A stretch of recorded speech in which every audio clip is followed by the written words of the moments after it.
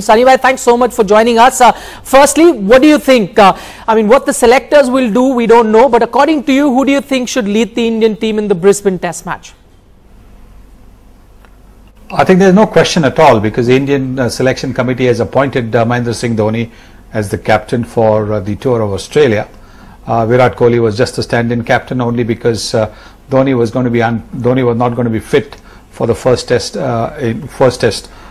So I don't think there is any question at all. I think we're just creating a question because it suits everybody, because we've got 2 or 3 days between the next test match. So just create a little sort of a debate around it. But there's no debate. Mahendra Singh Dhoni is a captain for the next 3 tests. Right. The reason we're asking this question, Sunny, is because up until now, one argument that was given was that if you remove MS Dhoni as test captain, what are the options that you have? Do you firstly see Virat Kohli as an option? And if he is an option, then why not give him the reins when he's done so well? Because he's not, because the selection committee has already appointed Dhoni for 3 test matches. Suddenly they can't come and say, hello, thank you Mr. MS Dhoni, but we want Virat to continue. That doesn't happen, because you've already appointed MS Dhoni as a captain. And I've already said about more than a year and a half, almost 2 years back, that Virat Kohli should be the next captain for India. So that is something that I've said almost a year and a half, 2 years ago. But at the moment, it is MS Dhoni who's been appointed the captain by the selection committee of the cricket board, and I don't think it can be changed. That cannot be changed unless MS Dhoni steps down or something like that, but yeah, otherwise it cannot be changed. But Sunny, haven't we seen it in the past? May not be with India, but international teams, captains being changed in the middle of a series? I don't think so. I think where the captain has not been appointed for the whole series, no. Or where the captain has resigned, yes, perhaps. But if the captain has been appointed for a whole tour and for a series, no, it hasn't happened before, not to my knowledge anyway. Okay, now let's talk about, you say that he's the next captain, he should be the captain. Now there is this aggressive approach that he had in the test match in Adelaide that's a lot of people are gushing over. But how do you see that aggressive approach? Does it go in his favor or against him? Because there's also a school of thought that at some point you need to show some kind of prudence that comes with experience, and that was lacking in Virat Kohli, the skipper. Well, nothing wrong with the aggressive approach. Absolutely nothing wrong, because that's how you want to play cricket. That's one way to make sure that you're on top most of the time. But I think it's, as you said, it's got to be tempered with a little bit of prudence, a little bit of caution, and that after assessing the situation. Look, you've got to try every player, even those who have been called defensive captains, always go into a test match looking to win. It's when you find that you cannot win that you try and save the game, because then if you save the test match, then you're in with a chance for the next test match. But if you lose the test match, then you're already 1 down. So I think that kind of prudence, that kind of combination has to be there. But otherwise, nothing wrong at all with the positive approach that Virat Kohli has shown.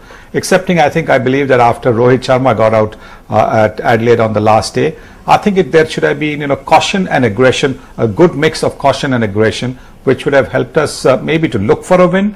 And at the same time, if the win was not possible, then to ensure that we went into the second test on equal terms. Okay, let me ask you the captaincy question slightly differently. Do you think India missed MS Dhoni, the skipper, in Adelaide? Difficult. This is a hypothetical question, difficult. But I know for a fact that India certainly missed MS Dhoni, the batsman, at that stage, because if he had been there at that stage, coming into bat after Rohit Sharma, I do believe that India would have been able to snatch a victory. Okay, and finally, Sunny bhai, on this subject of captaincy, as you're talking, we have MS Dhoni's record, overseas test record as captain. That is not something to write home about. Despite that, you think he's the best man to lead India in the remaining 3 test match. And I know the selectors have appointed him, but just looking at cricketing logic, do you think he's the best man to lead India then? Well, I don't have the benefit of the record that you can see on your monitor. It has a win percentage of 16% in overseas test matches, 24 tests in all. So as far as I'm concerned, Virat Kohli's win percentage is 0, isn't it? Correct. So how do you compare? So I think the fact is that we must now not create a controversy about the captaincy. We should be very, very happy the fact that Virat Kohli is impressed as a captain. And now that we have MS Dhoni as the captain for the remaining 3 tests, I think we should back MS Dhoni and not create issues for him, not create troubles for him. Okay, now let's talk about Virat Kohli, the captain. Now he is being praised, but we had that story on air a short while ago. We're looking at some chinks in the armour, one being, bringing the bowlers around the wicket. Of course, that helped Warner play them really well, also created the rough, which in the end helped Lyon. These kind of things, do you think there are certain aspects that he still needs to work upon? And another thing, you said nothing wrong with aggression, but there is a point where you have to curb that aggression. These things will only improve, and these are things that he needs to work on. My point being, is he still the perfect captain that we have in waiting?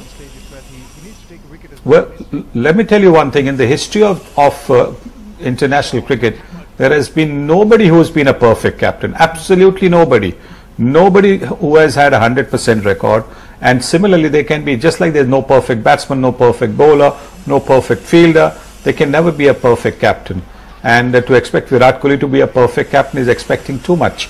What I think we should look to do is that as he has grown as a batsman from the time he made his debut in 2011, look at the way he's grown as a batsman. Similarly, we should hope that he will make the same progress as the captain and grow from what his experience of this test matches and grow into becoming India's best ever captain. All right, Sunil Gavaskar, thanks so much for joining us.